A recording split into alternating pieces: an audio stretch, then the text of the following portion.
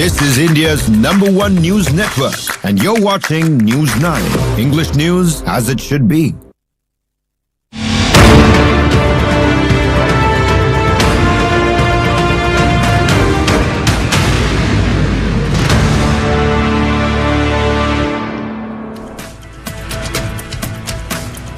Thanks very much for tuning in to News 9 Unmissable with me, Nabila Jamal. As always, I take you through news from India and across the globe. Of course, our top focus, United States slapping India with 25% tariffs. We're going to decode the tariff impact on India right here. And we will take you through the story on Dharmasthala, the Karnataka's mass burial case. We're looking at the SIT now carrying excavation there along with the whistleblower. We will take you through all the progress of that case. And finally, on our day to night top story, a Kargil hero and his family attacked in Pune, where he was demanded to prove his citizenship. As always, the headlines first. External Affairs Minister S. Jaishankar shuts down Trump intervention. In fact, no Modi-Trump call during Operation Sindoor is what External Affairs Minister Jaishankar has said. EAM statement in Rajya Sabha today was a hit at the Congress leader Jairam Ramesh, who basically tagged a recent video saying Trump had actually claimed ceasefire, to which External Affairs Minister has responded. Rahul Gandhi to protest in Bengaluru on August 4th and submit memo to Election Commission over vote theft in Karnataka Lok Sabha seat. Rahul Gandhi alleges large-scale voter fraud. He says, and I quote, "We did a deep dive, digitized one. Constituency's voter list has all been put together. It will uncover the entire system," he says.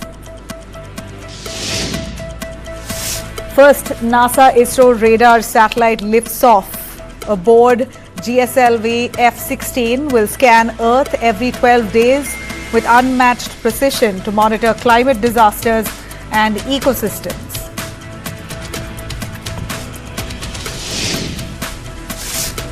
Kevin, who was murdered all for falling in love with a girl from an upper caste, his case has now been transferred to the CID. Kamal Hassan slams the honor killing as caste disgrace. The case has rocked Tamil Nadu.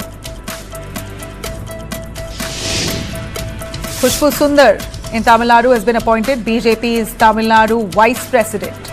Urges actor Vijay TVK to join hands against the DMK in 2026.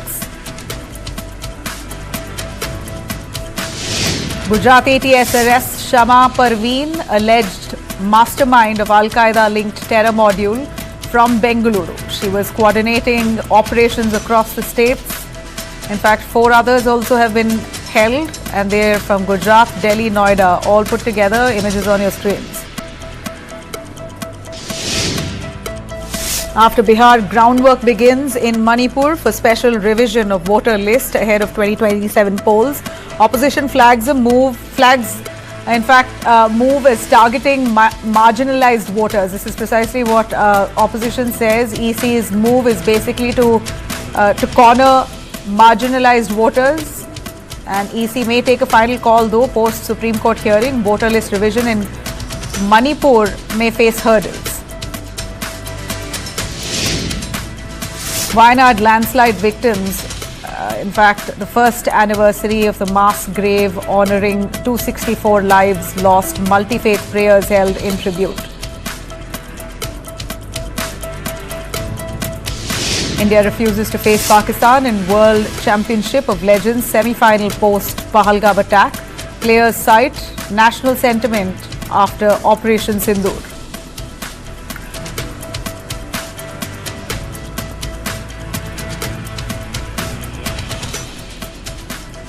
All right, let me start with the top story on Donald Trump slapping 25% tariffs along with penalty on friend India.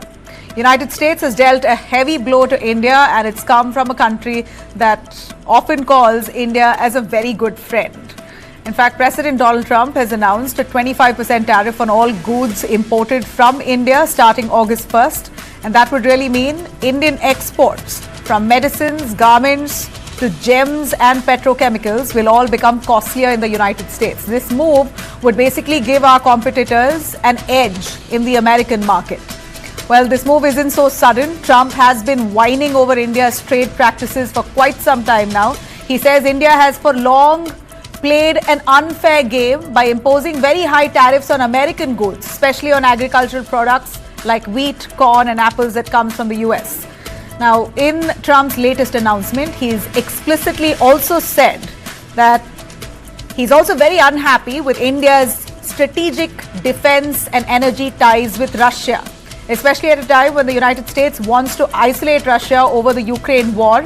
India is buying crude oil from Russia, and that hasn't boded well with the United States, with Trump particularly. So it's not just the 25% tariff on trade deal that we're looking at, but Trump has also slapped a penalty on India.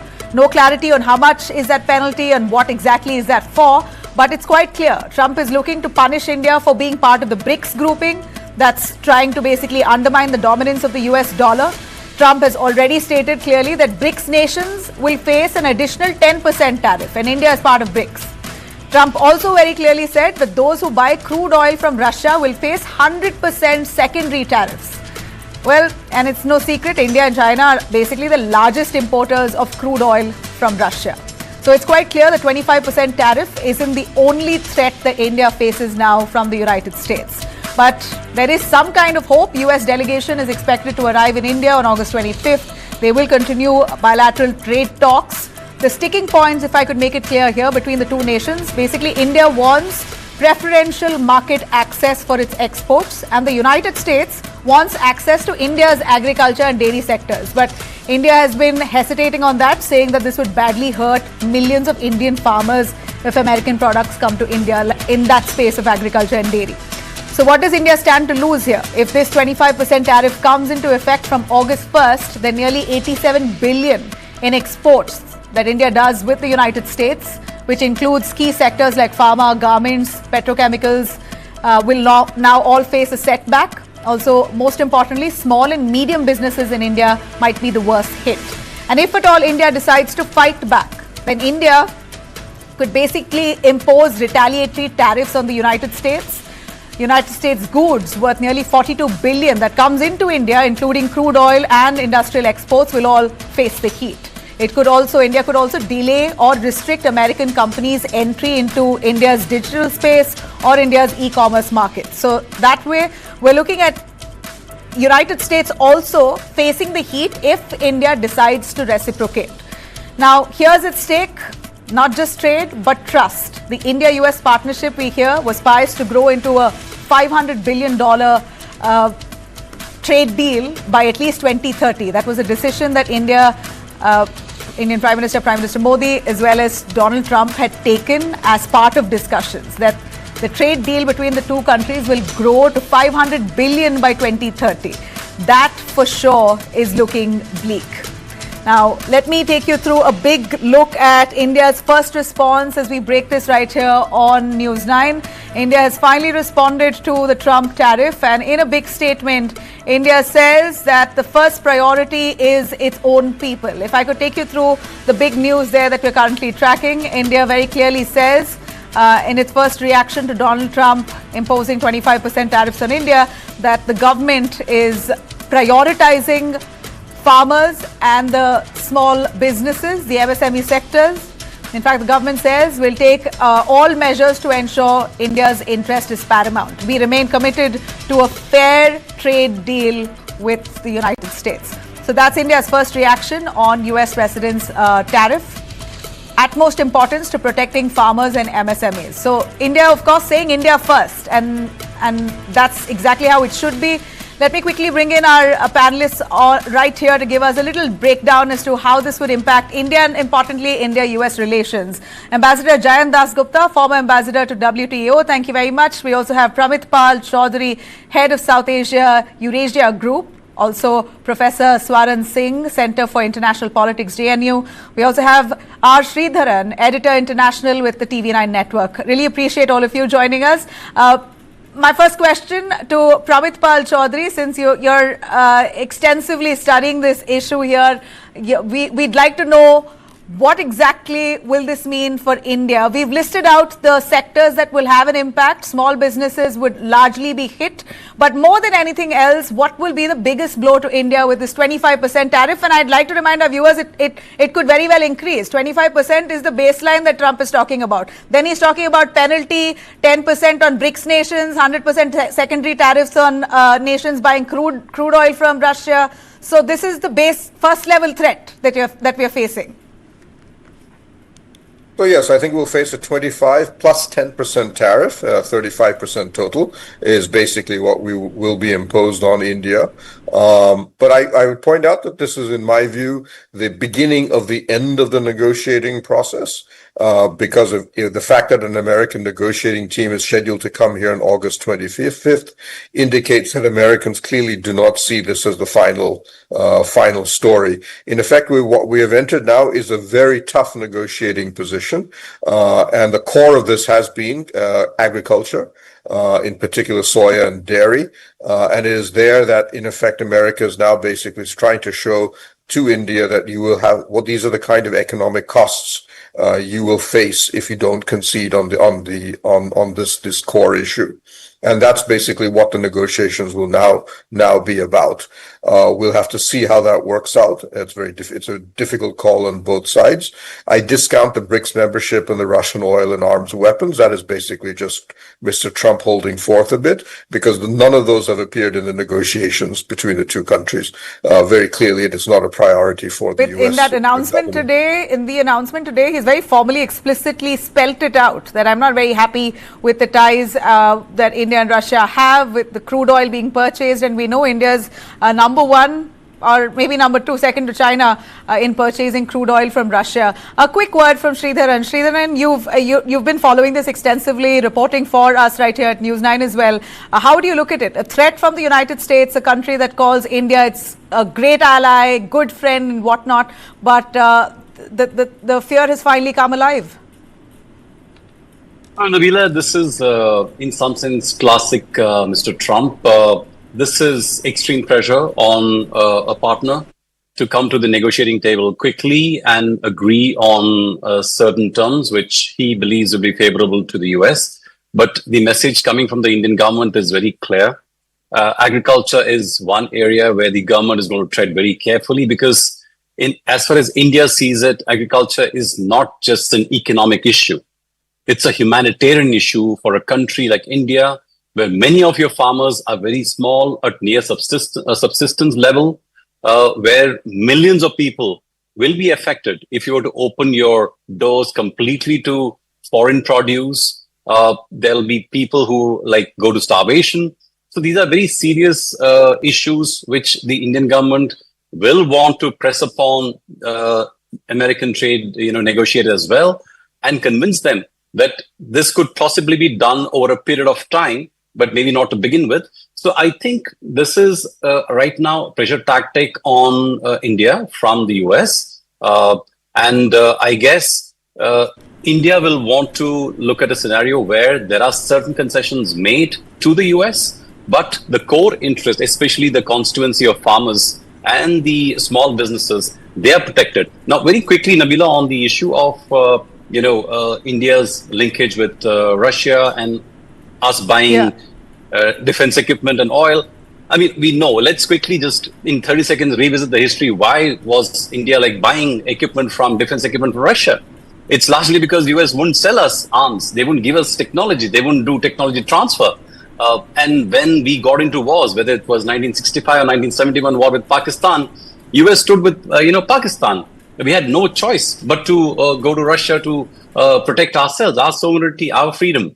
So Russia equipped us. They were willing to give us technology. They gave us favorable trade terms, and they stood as a friend. So there are historical reasons, which obviously those American policies were not crafted by this administration. Those are historical, but there's a long history, and defense is not a sector where you can suddenly switch overnight and then, go to a new supplier. You have legacy equipment in use. It's very complicated.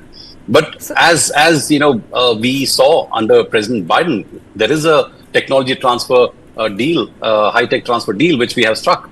So I guess things will do. India will look at buying more equipment from US. So I right now put it down to intense pressure being put by the Trump administration on India to bring them to the negotiating table and concede at least on certain issues which are very critical for America. So possibly, like Pramit said, and like you're saying, this is more to do with crude, more to do with a trade deal and less to do with the arms and crude oil.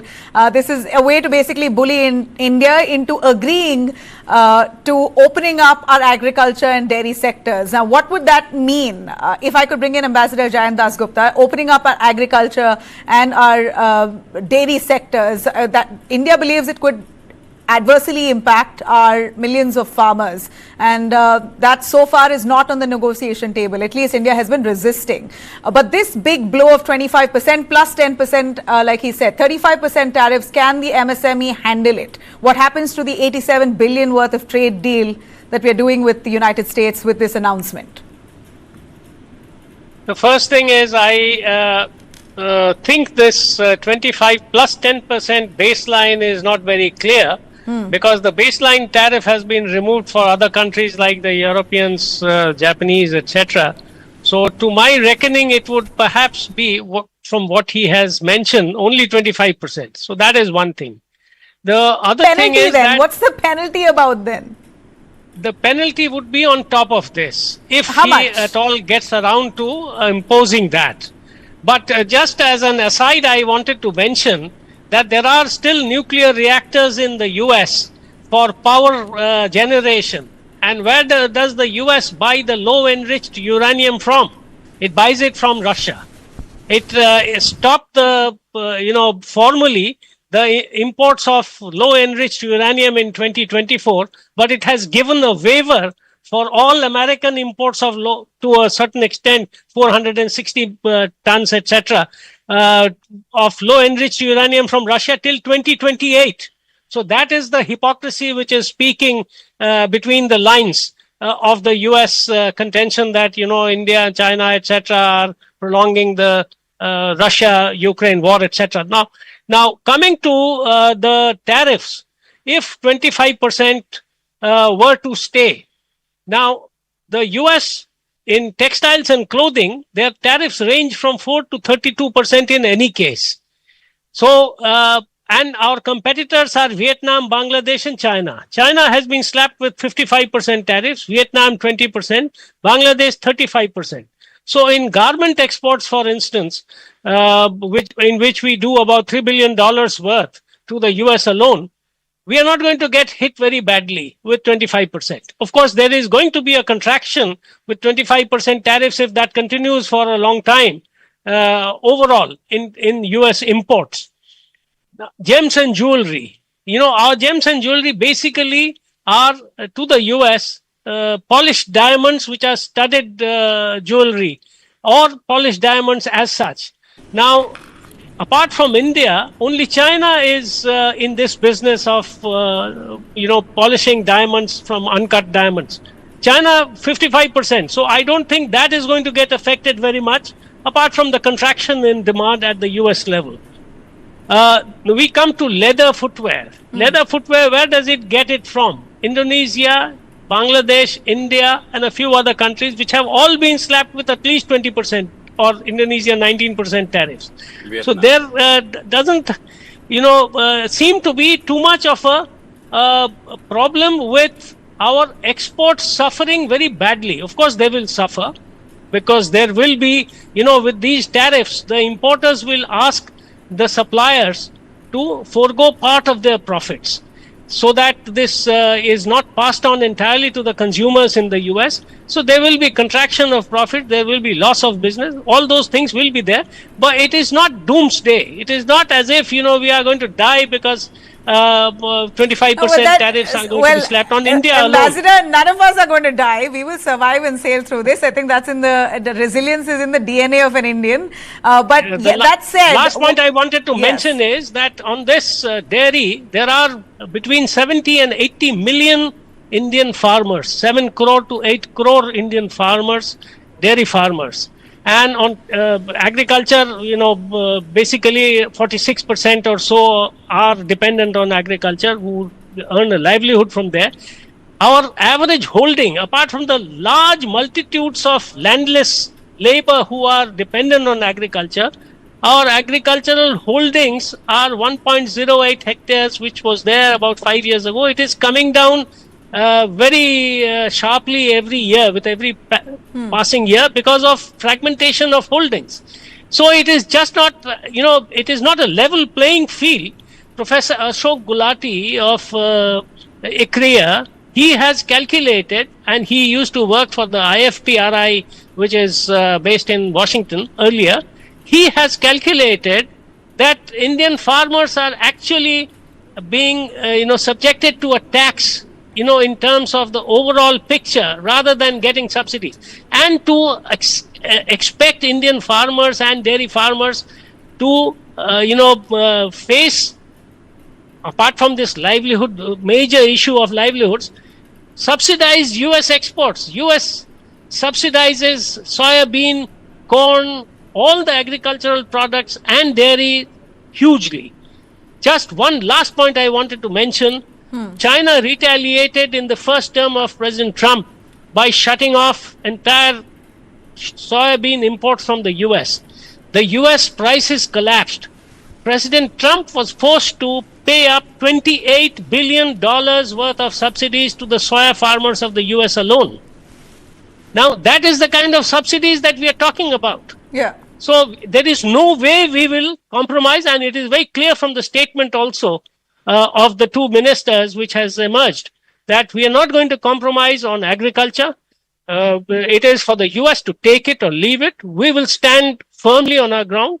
And take it or leave it. Sir, stay with us. Professor Swaran Singh is also with us. Swaran, take it or leave it. Is it that easy? Who really stands to lose more if India decides to levy reciprocatory tariffs on the United States? Who stands to lose big? I think more than who stands to lose is to look at what are the leverages and compulsions which will guide their negotiations. I want to remind your reviewers of the 2018 RCEP, Regional Comprehensive Economic Partnership, which at that time was also seen very ambitious, and India was constantly engaged in those negotiations, but had to walk out of it in the very last hour because of sensitivity to our labor-intensive sectors. And same thing, whether it is agriculture, dairy, textiles, jewelry, even pharmaceuticals. India has been trying to indicate and make concessions from the February budget onwards, and Prime Minister's visit in February onwards have been talking about negotiating at least a mini deal. But there are difficulties as to how far India can go, and to me RCEP is a good example, and Americans should look at how far they can push India in making concessions. Second, I think it is also not just the economic issues, but also politics. You mentioned India's membership of BRICS that President Trump disdains. He's often angry about it. He's also mentioning now India's purchase of enormous amount of defense equipment and energy from Russia, funding Putin's war in Ukraine, as he says. And of course, India and China are clubbed in that together in that sense. And then, of course, the very fact that, India is potentially seen as not like China. China's example doesn't replicate with India. China is able to push things much harder. But China was also able to make concession during the first term of President Trump. They had concession of buying $250 billion of additional imports from United States, the kind of gesture Chinese could make. India has very different kind of approach in negotiating, in looking at larger picture of a relationship in terms of defense equipment, joint production, joint research, and so on, largest democracy and everything else on the board. But let me also say, it's important to note that on Monday only, USTR, US Trade Representative's speeches, his statements had indicated likelihood of extension beyond 1st August. So I wouldn't completely rule out that, tomorrow or 24 hours later, you could see another tweet from Trump. After all, he has also very recently signed similar deals with European Union, with Japan, with Vietnam, Indonesia, Philippines, and UK, largely between 15 to 20% of tariffs on imports from these countries in that sense. So there could be some possibility of a sort of leeway between two sides. I don't think India is among the top 10 trading partners of United States. So I think they will also have to look back and see how far they can push. Whether they would like to, see that there it's is Trump no at trade the deal. helm, so that makes it all the more nerve-wracking. Or I don't know if we should really take this seriously also, because he's been yo-yoing with his statement right from the start to now. But a quick word from it. What are the sticking points in this trade deal? We understand the US delegation is going to be arriving in India in a few weeks from now. The discussions will continue. This could just be a temporary tariff slapped on India just to bully us into agreeing. But what are the sticking points? What are the two primary points that doesn't seem to have, both nations haven't come to a consensus on? So you're muted. Could you unmute, please? Pramit, could you unmute yourself? Dairy, from my understanding of the negotiating, it'll be dairy and soya that will be the primary problems. Those are the two barriers upon which the negotiations are basically founded right now.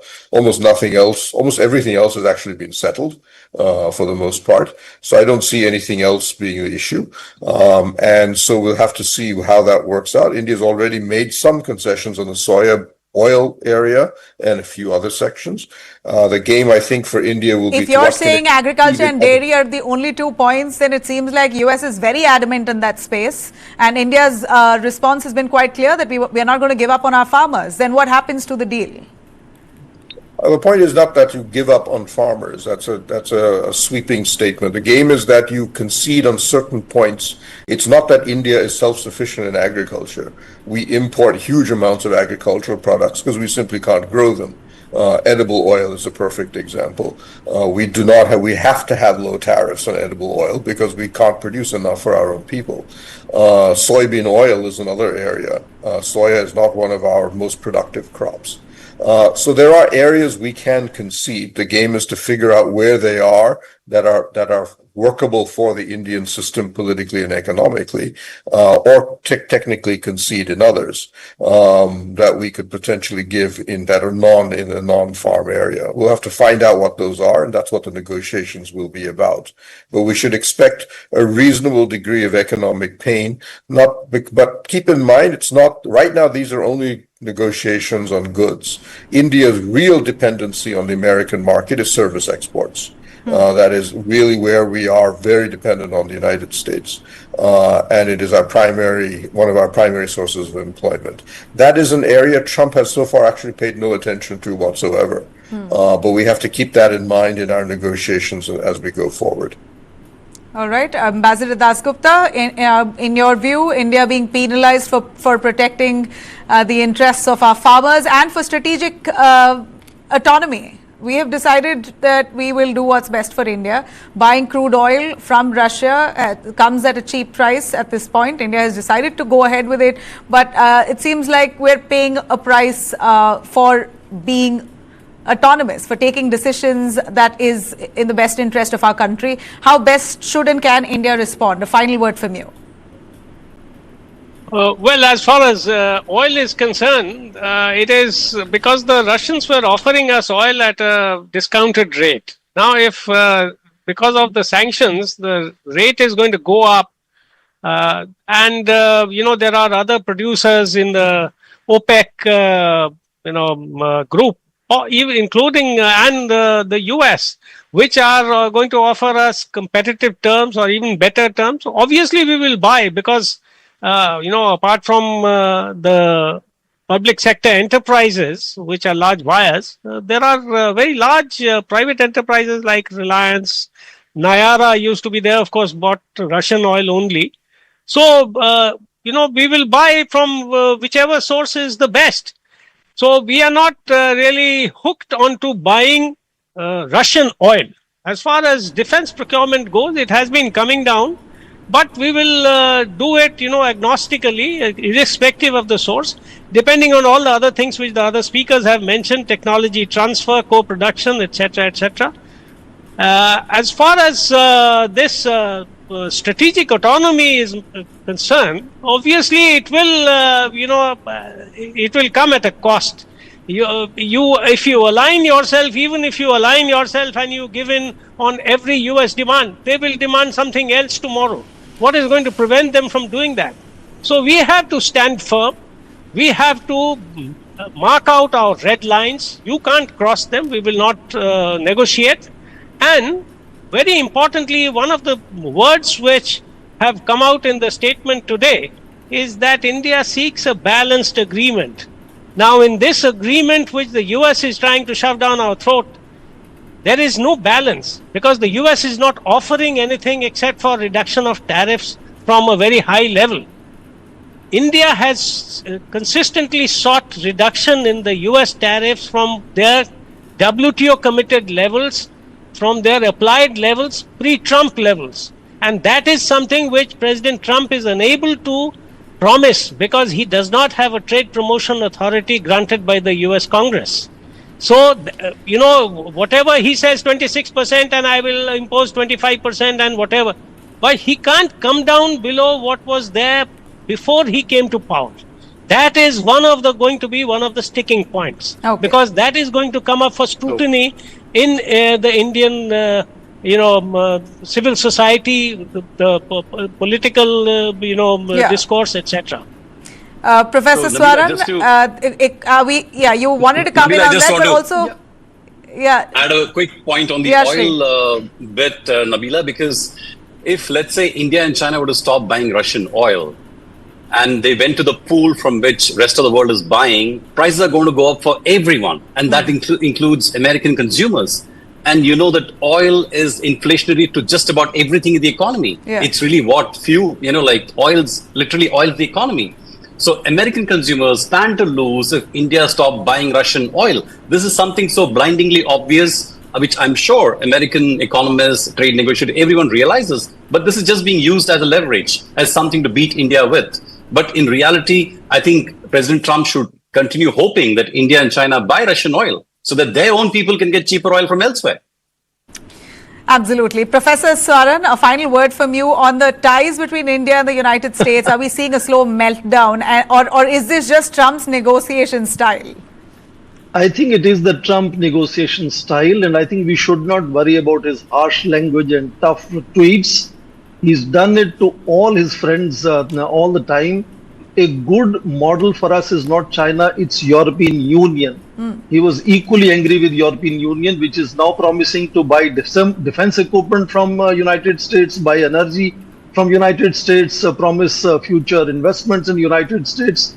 That's a good model for India, and I think we can have enormous leeways in buying energy, buying defense equipment, and some of the Indian firms potentially could also help him in onshoring in terms of starting production in the United States. These are possibilities to explore, but making concessions in core areas where he's asking, which is where our labor-intensive exports are, I don't think India has a leeway there, and that's why I mentioned RCEP is a good example. RCEP is a good example where India had to walk out ultimately beyond making certain concessions. Right. And I think in that sense, EU is a good model for us, and RCEP is something that Americans should look at in negotiating with India.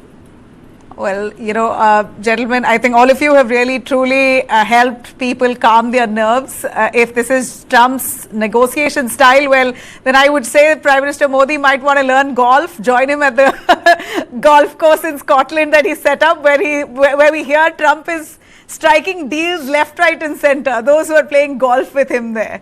But jokes apart, we will continue very closely tracking those developments. 25% tariff as of now it stands. We're not too sure how much the penalty is. In fact, as per Pramit, you say another 10% also stands, but that clarity should be awaited. Thank you very much, all of you. I really appreciate your time. On that note, I will slip into a short break. We'll be right back with a lot more news and updates. Stay with us.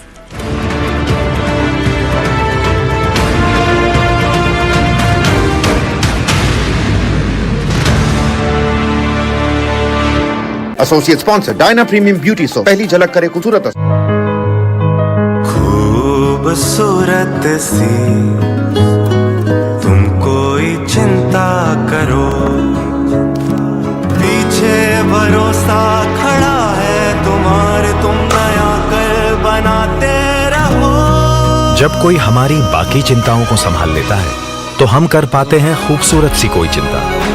Tata capital में हम आपकी हर financial चिंता को संभाल लेते हैं ताकि आप करें सिर्फ खूबसूरत चिंताएं। Hi, this is Baman Irani. Hi, this is Karishma Tanna. Hi, I'm Nushat Bharucha. Catch this conversation on News9. Catch this conversation on News9. Catch me and this conversation on News9. Hi, this is Shahid Kapoor and catch this conversation on News9.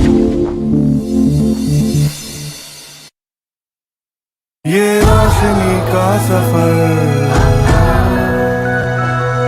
दिलचस्प है, दिलचस्प है। हम सूरज से सिर्फ बिजली नहीं बनाते हैं, खुशहाली को देश के कोने कोने तक भी पहुंचाते हैं। ये रोशनी का सफर अदानी, हम करके दिखाते हैं।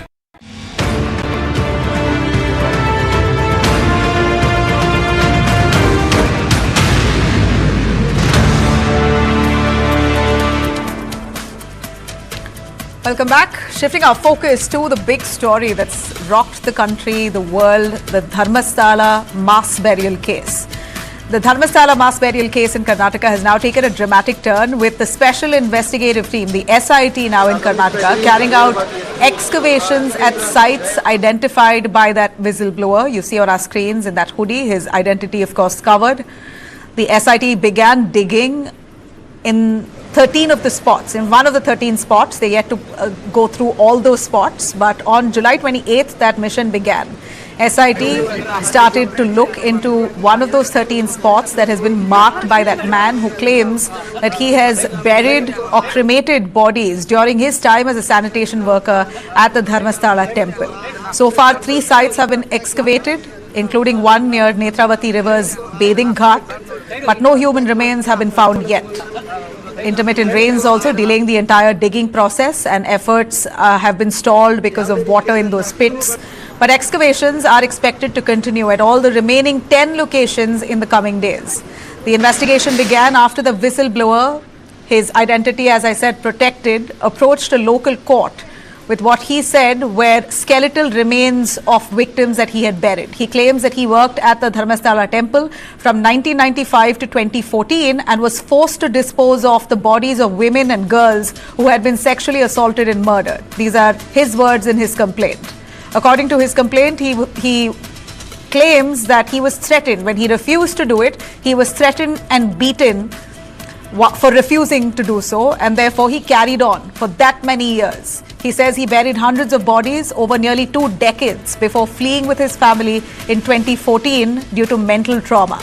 In his statement, this whistleblower describes finding naked or semi-naked bodies by the riverbank, many showing signs of violence, torn clothes, acid burns, injuries. In fact, the whistleblower's lawyer has spoken, saying that this is an unprecedented case where the witness has come forward not only with his testimony, but also showing physical evidence to court. The FIR was registered on the 4th of July and the SIT was formed on the 19th of July. Now, SIT has been formed under DGP Pranab Mohanty. The Karnataka government assures that they'll get to the truth if it is true. The case has, of course, shocked the temple town, triggered demands for accountability. Over the years, several women and girls were reported missing or found dead around Dharmasthala. But apparently, as per reports from the ground, we hear that these cases were either allegedly ignored or were never properly investigated or probed. Temple authorities have very clearly said that they support a fair and a transparent probe into this case. For now, no remains have been recovered. Those are images there of showing how SIT is going forward with the excavation along with the whistleblower. Nothing has been found as yet. 10 more sites are left to be searched. Investigation is far from over. Listen in. ಯಾವುದೇ comment ಮಾಡೋದಿಲ್ಲ ಧರ್ಮಸ್ಥಳದ SIT ಬಗ್ಗೆ. ಅದು ಸಂಪೂರ್ಣ ಆದಮೇಲೆ ನಮಗೆ ವರದಿ ಬರುತ್ತೆ, ಆನಂತರ ಮಾತಾಡಬಹುದೇ ವಿನಃ ಈ ಮಧ್ಯದಲ್ಲಿ ನಾವು ಯಾರು ಕೂಡ ಅದರ ಬಗ್ಗೆ ಮಾತಾಡಬಾರದು ಅಂತ ಅನ್ಕೊಂಡು ನಾವೇ ಯಾರು ಮಾತಾಡೋದಿಲ್ಲ. All right, let me cut across to Gautam Shankar, News9's editor South, who's been tracking this case very closely. Gautam, we're looking at images and visuals there where our TV9 reporters have caught on camera the SIT team scouting those areas that has been marked by that very whistleblower, spots where they've marked that he claims are the spots where he buried those bodies. We see the whistleblower there wearing a mask and a hoodie. He's accompanied by the police. He's given extensive protection. This is a high-profile case. Tell us a little more. So far, no skeletal remains have been found. Where and exactly how the SIT hopes to move forward with this case? Yes, Nabila. So you can see by the statement by the Home Minister there itself that he doesn't want to comment anything at all because he understands the sensitivity of this particular case of a whistleblower actually claiming that multiple bodies have been buried around the Nethravathi River, which is close to the Dharmasthala Shri Kshetra of the Lord Manjunatha temple. Now, in regard to the developments in this particular case itself, now in the latest developments, what we understand is that 5 of these so-called alleged burial sites have been excavated. It was up to 3 in the evening, so far, a couple more have been excavated so far. And so in all of these 5 out of the 13 spots that have been pointed out by the former sanitation worker who was employed in Dharmasthala, nothing has been found. No skeletal remains or human remains of any sort, Nabila. But also, there are some things that have been found, but we are not really sure that it has anything to do with the allegations that have been made, because a PAN card, a debit card, and also a woman PAN card that belongs to a woman named Lakshmi, a blouse of some sort, and a bag have been recovered from the spots that this whistleblower has pointed out. So these have been sent to the FSL lab as well, and they will be looked into. But the allegations that are actually looking into is basically if there are any sort of human remains, and that has not been found here.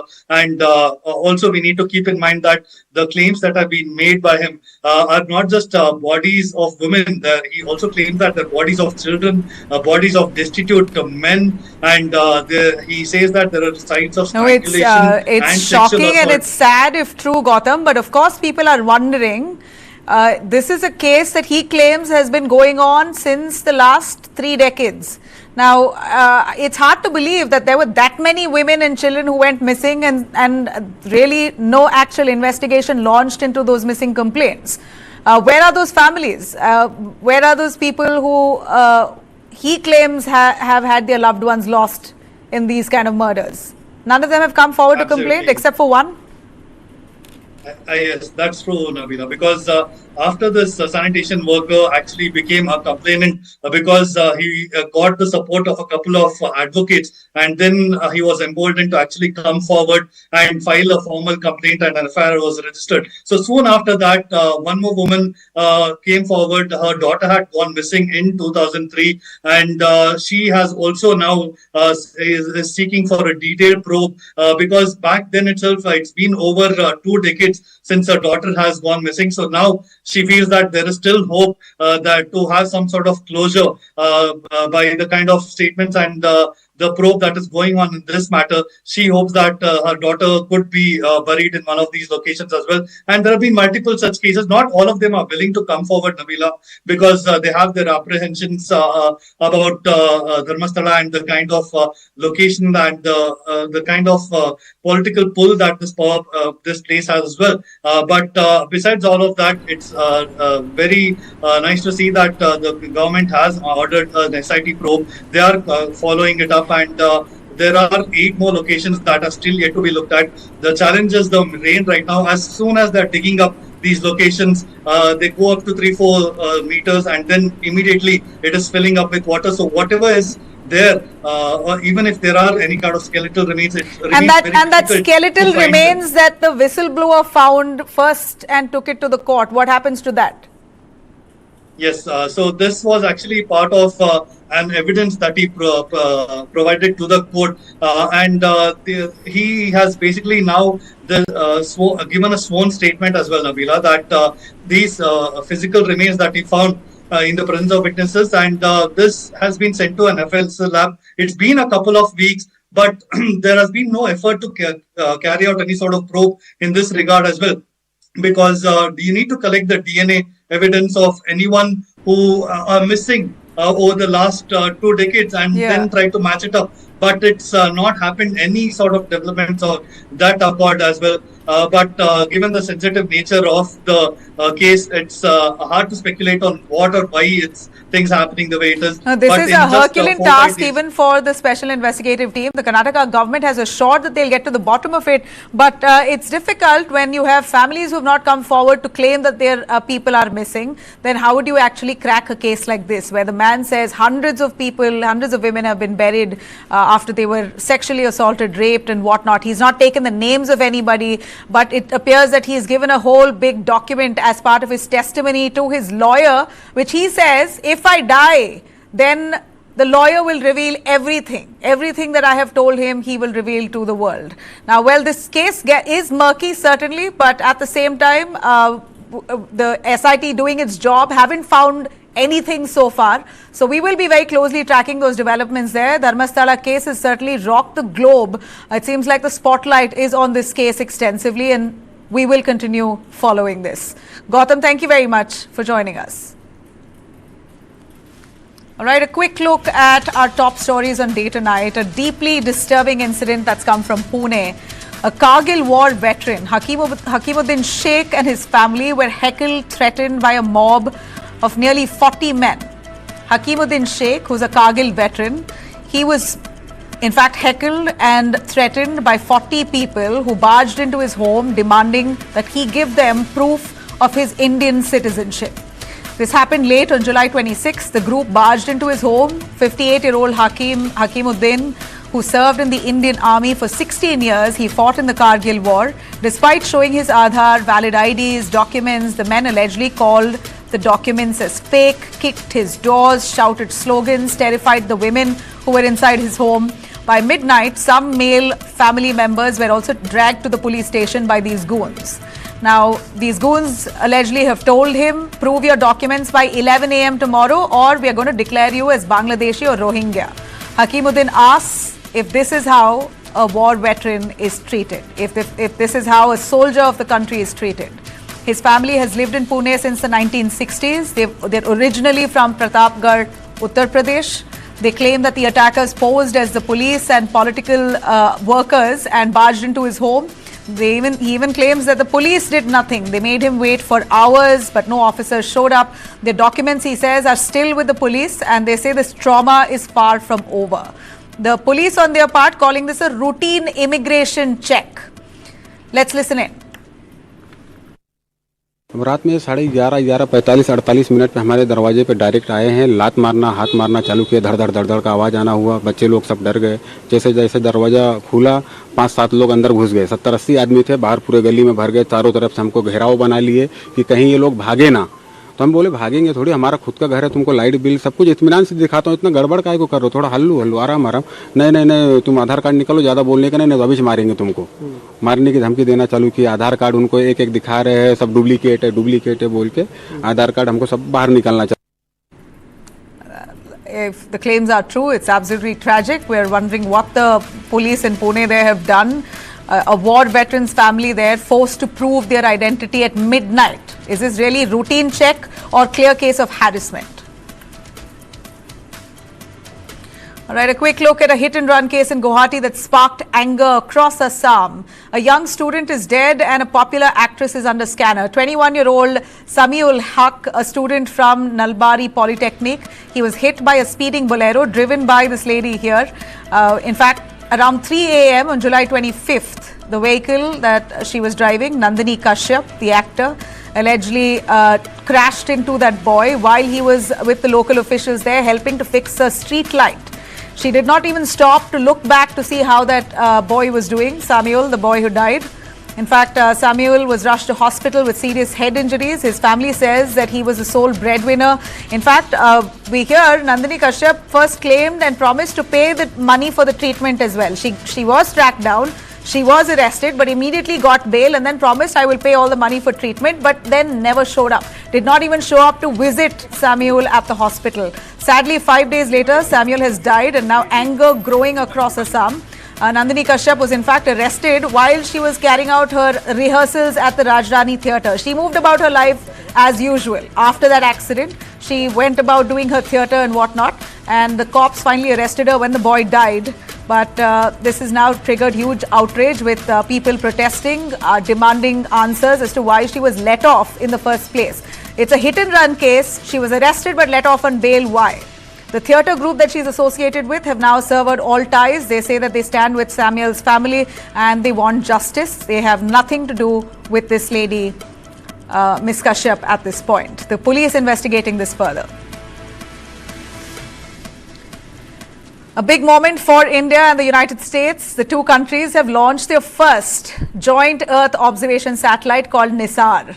At 5:40 p.m. on Wednesday, ISRO's GSLV F-16 rocket took off from Sriharikota carrying the NASA-ISRO synthetic aperture radar satellite into space. This is ISRO's first GSLV mission to a sun synchronous polar orbit and the first Earth science satellite built together by NASA and ISRO. NISAR, what it's called, will orbit 743 kilometers above Earth and scan the entire planet every 12 days with radar so powerful that it can detect changes as small as a few centimeters.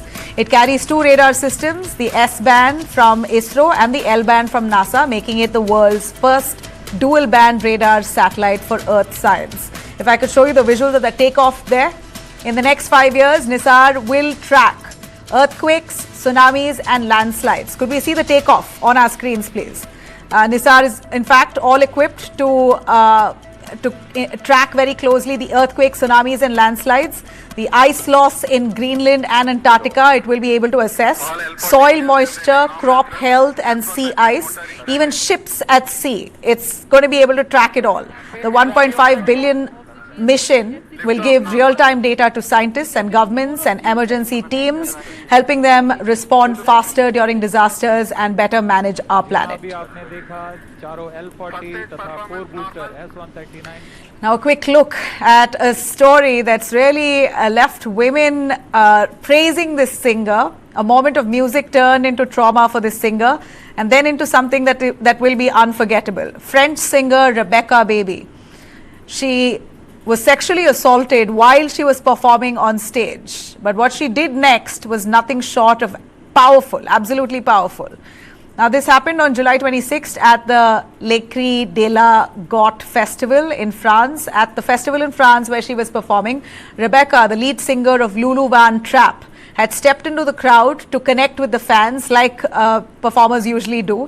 And when she stepped into the crowd, she claims that she was pinned and groped by two men in the middle of the crowd while she was performing. One hand held the mic and the other tried to trap her and grope her. She was shaken, but she did not stop. She returned to the stage and then in a stunning act, this girl takes off her top and performs topless. We've blurred that for you, but she's been performing topless through that concert in an act of defiance, not for attention, but to reclaim her body and her voice. She says, and I quote, "I'll stay topless until it's normal, until your brains stop sexualizing it." Those are her words. What followed was a wave of solidarity. Women stepped forward, some taking off their tops, children making hearts. A moment of pain that this performer here very clearly turned into an uprising. In a now deleted Instagram post, though, Rebecca called the assault a burn that still lingers. She criticized the platform for silencing her, as she says, as if our voices do not matter. It appears that the platform asked her not to do so, but she still insisted that she wanted to do it to make a statement. Festival organizers condemned the assault, though, and stood by Rebecca's choice to finish the show on her terms, finally.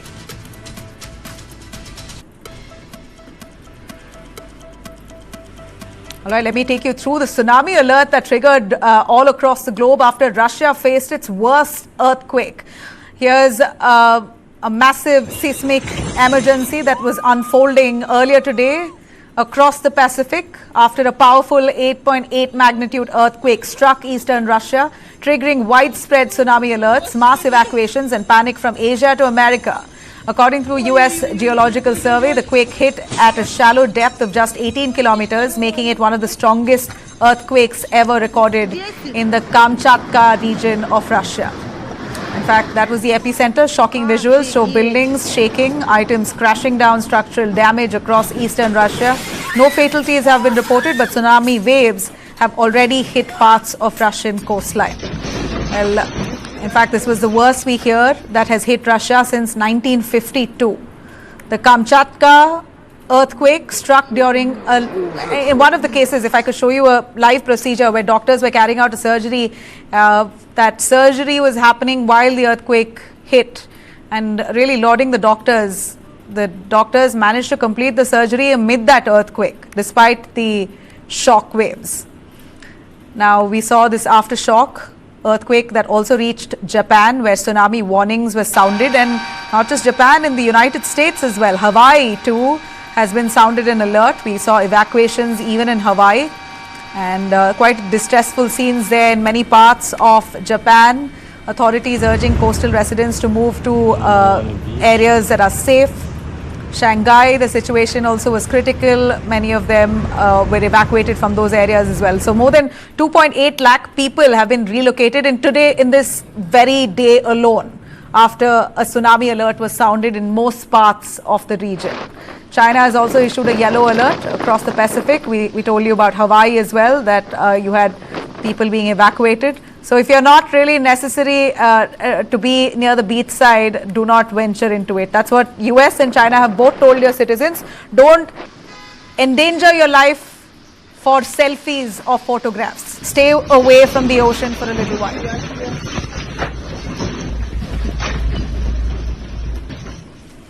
Thanks very much for tuning in. I will join you right here tomorrow, same time. Have a great night.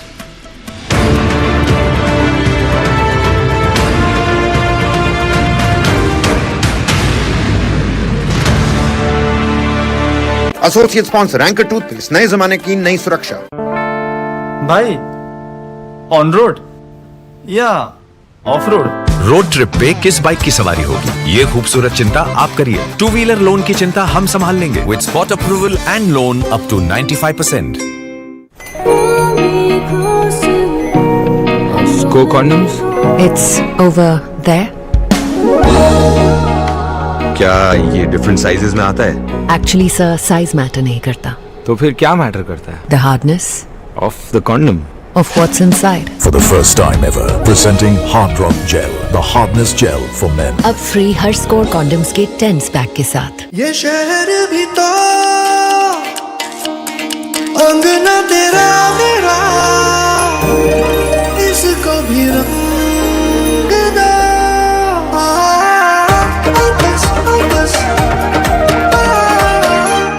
Birla Opus Paints. What is to the nines? In literal terms, it's perfection. But to us, it's not just a phrase, it's an attitude. One that starts at your desk and sends a statement to the world. To the nines is about taking charge. It's a way of life where every seam, every fold, is crafted with excellence. It's timeless elegance and uncompromising quality made for the corner office. It's the ideas that inspire redefining order and elevating the tabletop. To the nines, for the leaders of today and the visionaries of tomorrow. A small window of hope has opened for Nimisha Priya. You know, human beings live by hope.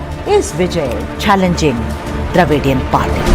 Payments have been made, but no books inside. If there is corruption at the BO office, maybe I want to learn Hindi, that I do not know how to speak Kannada. Go to the second part. We don't want to have Hindi compulsion. 2 kids were asked to clean the toilet because of their caste.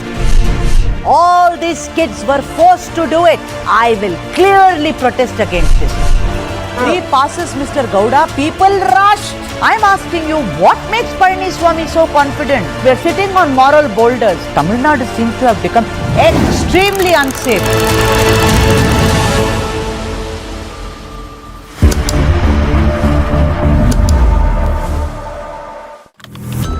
A deep dive into what matters to you the most. Angles you won't find anywhere else. News that impacts your life.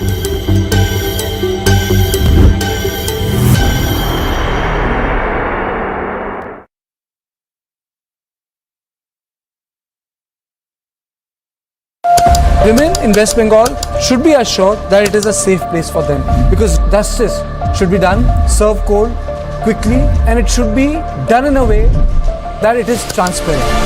Peace and prosperity cannot coexist with terrorism and proliferation of weapons of mass destruction in the hands of terror groups. These visuals are the most defining moment when India's defense minister called out China's bluff. The memories of emergency have again become very, very relevant. There is no excuse. It subverted our constitution.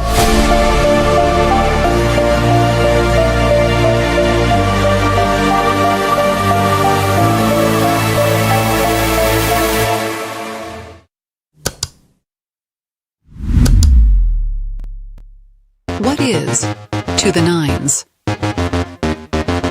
In literal terms,